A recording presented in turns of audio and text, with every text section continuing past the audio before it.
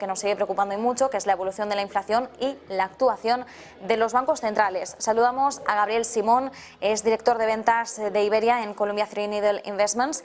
Gabriel, muy buenas, muchas gracias por acompañarnos. Muy buenas tardes, gracias a vosotros.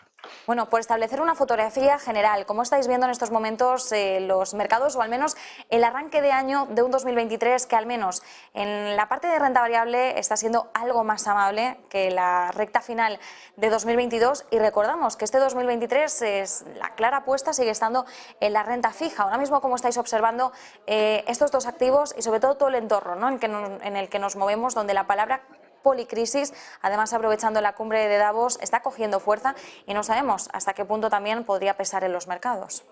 Sí, efectivamente, ha empezado el año, la verdad que tanto para la renta fija como para la renta variable está siendo un año, llevamos poco tiempo de año, pero ha empezado muy bien y básicamente ha sido por dos motivos. El principal, lo comentaba antes el otro interlocutor, ha sido por el tema de la inflación, ¿no? La inflación general ha bajado bastante y eso ha sido cotizado por el mercado, sobre todo de renta variable, como algo positivo. Y eso a su vez está conectado con las expectativas de los bancos centrales de que posiblemente el mercado está cotizando a día de hoy que las subidas van a seguir subiendo los tipos tanto en Europa como en Estados Unidos, pero posiblemente sea algo más moderado. Esos dos motivos, esos dos hechos han hecho que efectivamente los activos de riesgo lo hayan tomado bien, ¿no? Desde Columbia Threadneedle nosotros tenemos una visión bastante constructiva, bastante positiva en renta fija, pero hay que ser muy selectivo. Una de las cosas que ha ocurrido con el año 2022, que como sabemos ha sido un año de fuertes correcciones el año pasado, tanto la renta fija como la renta variable, es que la dispersión entre tanto en compañías del equity como compañías de los bonos, pues la dispersión ha aumentado y por tanto hay que ser muy selectivo. Hay que tener equipos que puedan seleccionar correctamente lo bueno de lo malo, ¿no? Como decía, en renta fija seguimos bastante positivos, sobre todo en crédito, que es deuda emitida por las compañías, pero aquí es importante mencionar que son compañías de calidad, es decir, de investment grade, ¿no?, lo que el mundo anglosajón llama el investment grade. Básicamente son compañías que tienen unos balances bastante fuertes, que tienen poca deuda, que generan mucha caja y eso en un entorno posiblemente de mayor inflación, que pensamos que va a continuar, y ahora matizo un poquito más el mensaje. Creemos que compañías de buena calidad en investment grade lo van a hacer bien, ¿no? Donde tenemos una visión más negativa o más cauta en la parte de high yield, que son los llamados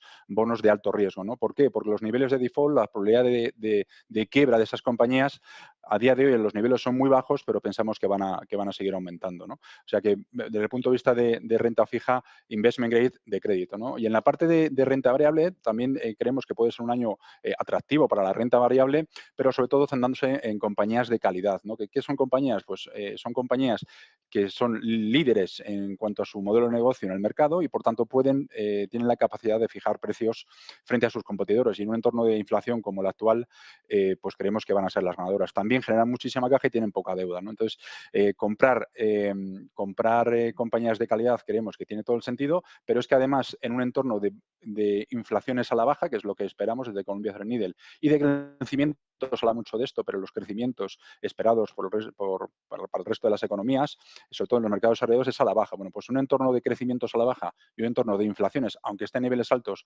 moderándose o a la baja, son bastante positivos, son catalizadores positivos para este tipo de compañías, ¿no? Por cierto, Gabriel, como decíamos, una clave ahora mismo está en la inflación, ¿no? Y además en Davos se está hablando del impacto de la crisis del coste de vida, que evidentemente está teniendo un impacto desigual entre las distintas economías, siendo las más vulnerables las que precisamente más están sufriendo estas consecuencias. Por el momento estamos viendo cómo la inflación, tanto en Estados Unidos como en Europa, empieza a moderarse. Los bancos centrales todavía no quieren aventurarse a cantar victoria, ni mucho menos, pero bueno, están viendo con cierto optimismo todo el que se les permite bajo esa prudencia a la que nos tienen tan acostumbrados, pero empiezan a ver con cierto optimismo los últimos datos macroeconómicos, ¿no?, que al menos nos parecen indicar que quizás el escenario más negativo que nosotros esperábamos para nuestra economía, como citando el caso de la europea, pues quizás nos lleve a incluso esquivar la recesión, que Christine Lagarde no ha querido decirlo tan tajantemente, pero sí lo ha hecho uno de los miembros del BCE, que es Bill Rohr, y también lo ha hecho el canciller alemán, Olaf Scholz. Ellos han dicho que podríamos esquivar en Europa esa recesión. En términos de recesión nos movemos, por tanto, ¿vosotros cómo lo estáis viendo? Sí, hay un factor clave que ha cambiado, esto cambia mucho de una semana para otra, ¿no? Hay un factor bastante importante que ha cambiado desde el punto de vista macroeconómico la situación desde diciembre a ahora y es, como bien comentabas, la inflación, ¿no? Pero hay que diferenciar, y esto creo que es importante destacarlo, una cosa es la inflación general que tiene en cuenta los precios cíclicos, que son la energía, ¿vale? Principalmente, y otro es la inflación subyacente, que excluye, digamos, aquellos factores aquellos productos que son más cíclicos, son más volátiles, los excluye, digamos que sería la inflación de la economía real. Bueno, pues es verdad que la inflación general, que digamos incluye todo, ha bajado bastante y ha sorprendido a la baja, cosa que es bueno para, como quedamos antes, para los mercados, pero ha sido principalmente por la caída del precio del gas, ¿vale? Pensamos que esa caída del precio del gas posiblemente vaya a continuar o va a seguir más moderada. Posiblemente, como comentabas, hemos visto lo peor, pero sí que hay que centrarse y el mercado va a estar muy centrado también en la inflación subyacente, que es la inflación sin este tipo de factores cíclicos, ¿no? Donde ahí todavía no se ve que esté bajando mucho. Es más, de hecho ha subido, ¿no? Entonces, la inflación, para que nos entienda todo el mundo, bueno, pues esa inflación subyacente, básicamente lo importante son los salarios, ¿no? En Estados Unidos hay dos situaciones diferentes, una es Estados Unidos y otra es Europa.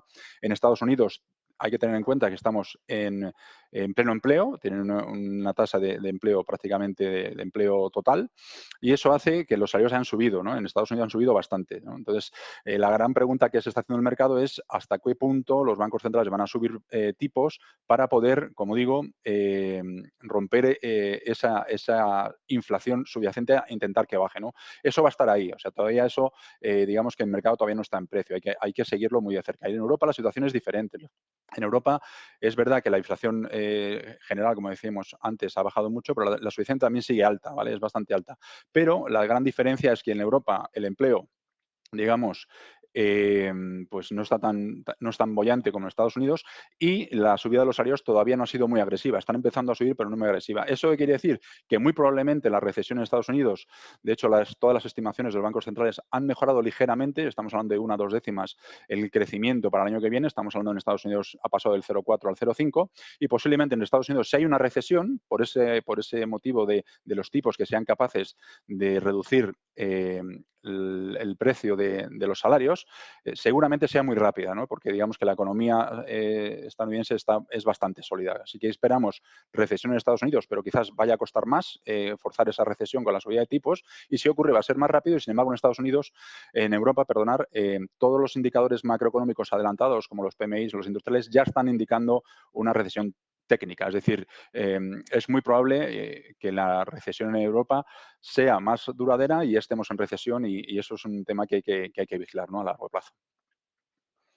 Y Gabriel, en términos de inflación, de las actas del BCE que se han publicado hoy, parece que el consenso se mueve en torno a un tipo terminal en el 2,8%. Se habla después ya de iniciar esa pausa, que por el momento lo que vemos es que la intención es que esa pausa perdure durante un tiempo que considerará prudencial el Banco Central Europeo, sobre todo porque esa pausa la van a utilizar para ver un poco cuál es el impacto, ¿no?, de las acciones cometidas hasta este momento.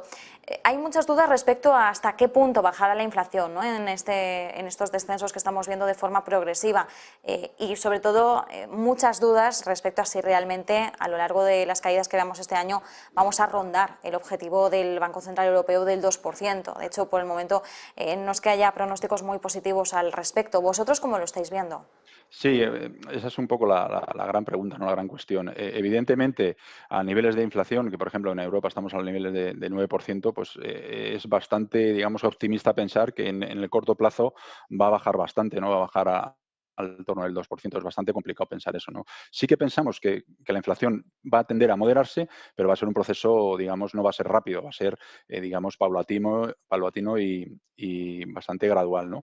Dicho esto, no significa, ese entorno, estamos en un entorno diferente, el de hace 2 años o el año pasado, no significa que sea malo para los activos de riesgos. Como digo, nosotros para la renta fija vemos bastante oportunidades dentro de la renta fija. Hay que tener en cuenta que la rentabilidad por dividendo ha pasado de prácticamente 0% a pues crédito de buena calidad alrededor entre el 3 y el 4%, sin asumir muchísimo riesgo. Entonces, hay que tener en cuenta que ese tipo de activos para este entorno de inflaciones moderándose y crecimientos a la baja es bastante bueno para la renta fija, siempre y cuando lo que, digamos, descuente el mercado es menores subidas. No es tanto que haya subidas, que digamos que el mercado ya lo tiene al 100% metido en precio, es decir, que va a haber subidas, es claro, pero si con el tiempo la inflación se va durando y los bancos centrales empiezan a relajar su mensaje, es bastante positivo para la renta fija. De hecho, lo hemos visto hace nada, en la cierre de año, el Treasury americano estaba alrededor del 4,5 más o menos, ahora está alrededor del 3,6. Es un rally bastante considerable para la renta fija. No es tanto el crédito, sino también el gobierno. Y en Europa ha pasado lo mismo. El rally ha sido bastante considerable en estas 2 semanas. Y simple y llanamente es porque las expectativas del mercado a que posiblemente los bancos centrales puedan controlar la inflación de una manera no tan agresiva subiendo tipos, eso puede ser positivo. Bueno, pues estamos en ese escenario. Nuestra visión, como digo, en Colombia Needle es que vamos a estar en un entorno donde las buenas noticias poco a poco van a ir apareciendo, pero hay que tener en cuenta, sobre todo la inflación subyacente, que no tiene en cuenta digamos, los sesgos cíclicos, los factores cíclicos, va a ir bajando, pero va a costar. O sea, esto va a ser un tema de medio y largo plazo. Dicho de otra manera, tenemos que acostumbrarnos a entornos de inflación alta, pero sí que es verdad que poco a poco va a ir bajando, ¿no? Esta es un poco la visión. Quedamos con ese análisis. Gabriel Simón, director de ventas en Iberia, de Columbia Threadneedle Investments. Muchísimas gracias, un placer. Muchísimas gracias. Nosotros